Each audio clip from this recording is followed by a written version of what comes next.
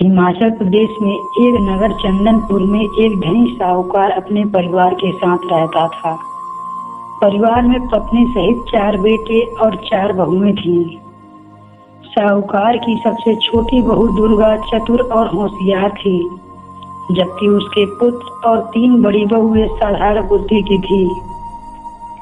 इसलिए साहूकार सबसे छोटी बहू पर सबसे ज्यादा विश्वास करता था। एक बार नगर का राजा साहूकार से नाराज हो गया और उसे नगर से तड़ीपार कर दिया। उसने साहूकार को आदेश दिया कि नगर छोड़ते समय वह और उसके परिवार के सदस्य अपने शरीर के वस्त्रों और आभूषणों के अतिरिक्त कुछ न ले जाएं। साहूकार क्या करता, वह विवश था। उसने अपने परिवार को राजा के आदेश के बारे में बताया और जैसे ही उसी हालत में नगर छोड़कर चलने के लिए कहा। सभी तैयार हो गए। जाने के पूर्व छोटी बहू दुर्गा ने राजा के सिपाहियों से पूछा कि क्या वह रास्ते में खाने के लिए कुछ रोटियां ले जा सकती है। सिपाहियों ने मना नहीं किया। छोटी बहू ने आटा गूंथा और उसमें 4 बहुमूल्य माणिक छुपा दिए। उस आटे की रोटियां बनाई और उन्हें पोटली में बांध लिया। जब उनका परिवार नगर छोड़कर जाने लगा, तब सिपाहियों को पोटली की तलाशी ली। उसमें रोटियां देखकर उन्होंने कुछ नहीं कहा। साहूकार और उसका परिवार नगर से निकल पड़े। दिन भर की लंबी यात्रा के बाद रात में वे एक नगर में पहुंचे। वहां विश्राम के लिए एक धर्मशाला में ठहरे। रात भर विश्राम करने के बाद जब वे उठे तो साहूकार ने सबसे कहा कि वे सभी अपने आभूषण दे दें, जिन्हें बेचकर वह खाने पीने की वस्तुएं और वस्त्रों की व्यवस्था कर लेगा। तब छोटी बहू दुर्गा ने उस रोटियों में छुपाए माणिक में एक माणिक देकर कहा, पिताजी, आपको आभूषण बेचने की आवश्यकता नहीं है। ये लीजिए माणिक, इसे बेचकर कुछ धन की व्यवस्था कर लीजिए। उस धन से रहने के लिए घर का बंदोबस्त हो जाएगा और खाने पीने की वस्तुएं भी मिल जाएंगी और साथ ही साथ आप व्यापार भी प्रारंभ कर सकेंगे। साहूकार ने माणिक ले लिया और उसे लेकर नगर के बाजार की ओर चल पड़ा। वहां उसने नगर के सबसे बड़े जौहरी के बारे में जानकारी प्राप्त की और उसके पास गया। उसके पास पहुंचकर उसने माणिक दिखाते हुए उसके एवज में धन देने का आवेदन किया। बहुमूल्य माणिक देख उस जौहरी के मन में लोभ आ गया। वह माणिक हथियाने के बारे में सोचने लगा। उसने साहूकार से कहा, यह माणिक तो बहुत कीमती है, इसके लिए धन मुझे घर से मंगाना पड़ेगा। मैं अपने नौकर को घर भेजता हूँ, तब तक आप यहाँ आराम से बैठिए। और उसने साहूकार को एक कमरे में रखी कुर्सी पर बैठने को कहा, जो कच्चे सूत की बनी थी और उस पर एक गद्दा रखा हुआ था। उस कुर्सी के नीचे एक छेद था जो सीधे तहखाने में जाता था। साहूकार जैसे ही कुर्सी पर बैठा, कच्ची सूत टूट गई और साहूकार छेद से होते हुए तहखाने में जा गिरा।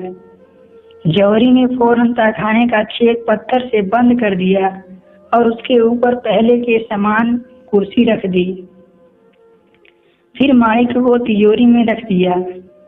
उधर धर्मशाला में सभी साहूकार की प्रतीक्षा करते करते थक गए, मगर वह नहीं लौटा।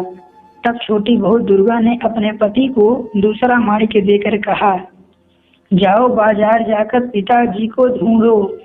अगर मिल जाए तो इस माणिक को वापस ले आना। यदि न मिले तो माणिक बेचकर खाने पीने का सामान और वस्त्र ले आना। उसका पति माणिक लेकर बाजार चला गया। वहां उसने अपने पिता की तरह सबसे बड़े जौहरी का पता किया।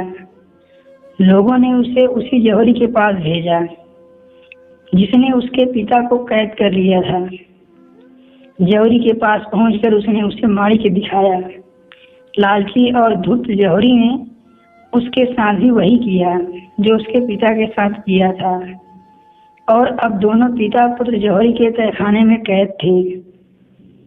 जब दुर्गा का पति भी नहीं लौटा तो उसे चिंता होने लगी। उसने स्वयं बाजार जाने का निर्णय लिया। वह बाजार गई और अपने आभूषण को बेचकर खाने पीने की चीजों और वस्त्रों की व्यवस्था की।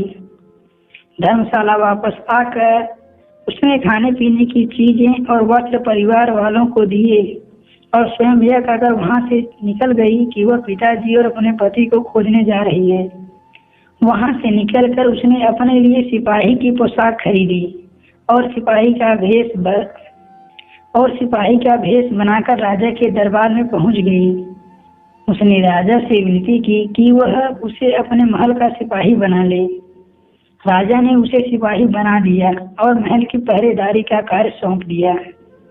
कुछ दिनों तक सिपाही मणि दुर्गा ने महल के चारों ओर पहरेदारी की। वहां उसे पता चला कि महल के पशुशाला में रोज रात एक राक्षस आकर उत्पात मचाता है। उसने राजा से पशुशाला की पहरेदारी की आज्ञा मांगी। पहले तो राजा हिचका पर बाद में उसे अनुमति दे दी। वहां से कुछ दूरी पर जंगल के रास्ते में एक ऊंचे पेड़ पर चढ़कर दुर्गा सिपाही के वेश में बैठ गई। उसने अपनी उंगलियां जगह जगह से काट ली ताकि उसे नींद न आ पाए। रात होने पर उसने देखा कि जंगल की तरफ से एक बड़ा सा भैंसा सींग उठाए महल की तरफ भागा आ रहा है। वह समझ गई कि यही वह राक्षस है। जैसे ही वह भैंसा उस पेड़ के नीचे से गुजरा जिस पर दुर्गा बैठी हुई थी, वह दोनों हाथों में तलवार लिए नीचे कूद पड़ी और सीधे भैंसे के ऊपर गिरी। भैंसे पर गिरते ही उसने तलवार के तेज वार से उसका सिर काट दिया। मरते ही राक्षस अपने असली रूप में आ गया। दूसरे दिन जब राजा को यह समाचार प्राप्त हुआ तो वह बहुत प्रसन्न हुआ। उसने सिपाही रूपी दुर्गा को बुलाया और कहा, मैं तुमसे बहुत प्रसन्न हूँ। तुमने उस राक्षस से छुटकारा दिलाया है जो कई वर्षों से हमें परेशान कर रहा था। तुम्हें इनाम में जो चाहिए वह मांग लो। दुर्गा बोली, महाराज, यदि आप मुझसे प्रसन्न हैं तो मुझे इस नगर की रक्षा का भार सौंप दीजिए और मुझे अधिकार ही प्रदान कीजिए कि मैं यदि किसी अपराधी को देखूं तो उसे स्वयं दंड दे सकूं। उसकी काबिलियत देख महाराज ने उसे नगर का कोतवाल बना दिया। नगर का कोतवाल बनने के बाद दुर्गा ने अपने पति और ससुर की खोज प्रारंभ की। उसने सोचा कि वे लोग अवश्य ही नगर के सबसे बड़े जौहरी के पास माणिक बेचने गए होंगे। इसलिए उसने नगर के सबसे बड़े जौहरी का पता लगाया और उसके पास पहुंची। वह नगर के कोतवाल के वेश में थी तो जौहरी उसे पहचान नहीं पाया और कोतवाल समझकर खूब आवाभगत करने लगा। वह बोला, अहो भाग्य जो आप हमारे दुकान में पधारे, कहिए क्या सेवा करूं? कोतवाल मणि दुर्गा बोली, महाराज, शीघ्र ही राजकुमारी का विवाह करने वाले हैं। उनके आभूषण के लिए हमें सुंदर और बहुमूल्य माणिक चाहिए। तुम्हारे पास हो तो दिखाओ। जौहरी ने कई माणिक दिखाए किंतु उनमें वह माणिक नहीं था जो दुर्गा ने अपने पति और ससुर को दिया था। इसलिए वह उन माणिक को नकारते हुए बोली, कोई ऐसा माणिक दिखाओ जो तुम्हारी राजकुमारी के अनुरूप हो। ये सब माणिक तो तुच्छ जान पड़ते हैं। तब जौहरी तिजोरी से निकालकर वही माणिक ले आया जो उसने साहूकार और उसके पुत्र से छीना था। दुर्गा माणिक देखते ही पहचान गई। उसने सिपाहियों को आदेश दिया, पकड़ लो इस जौहरी को, यह जौहरी नहीं चोर है। जौहरी को कुछ समझ नहीं आया। तब दुर्गा बोली, यह माणिक तुम्हारा नहीं है, यह तुमने एक साहूकार और उसके पुत्र से छीना है। बताओ तुमने उन्हें कहाँ रखा है? जौहरी समझ गया कि कोतवाल को सब पता है। वह वहां से भागने लगा मगर सिपाही ने उसे पकड़ लिया। फिर दुर्गा ने पूरी दुकान की तलाशी ली। तब उसे कुर्सी के नीचे पत्थर दिखाई पड़ा। पत्थर हटाने पर नीचे तहखाने में उसे अपने पति और ससुर अधमरी हालत में मिले। उसने उन्हें वहां से निकाला और तुरंत चिकित्सा उपलब्ध करवाई। जौहरी को राजा के सामने प्रस्तुत किया गया। कोतवाल बनी दुर्गा ने राजा को सारी बात बताई। राजा ने साहूकार को कैद करवा दिया। कोतवाल की बुद्धिमत्ता को देख राजा बहुत प्रसन्न था और उसका विवाह राजकुमारी से करना चाहता था। उसने यह प्रस्ताव कोतवाल में दुर्गा के सामने रखा तो दुर्गा ने उसे सारा किस्सा बताते हुए सिपाही का वेश हटाकर अपने वास्तविक रूप में आई और हाथ जोड़कर बोली, महाराज, मैं आपका प्रस्ताव स्वीकार नहीं कर सकती। मैंने ये सारा स्वांग अपने पति और ससुर का पता लगाने के लिए किया था। मुझे क्षमा करें। राजा दुर्गा की बुद्धिमत्ता और बहादुरी देखकर चकित भी था और प्रसन्न भी। उसने दुर्गा को क्षमा कर दिया और उनके परिवार को अपने नगर में बसने की अनुमति दी।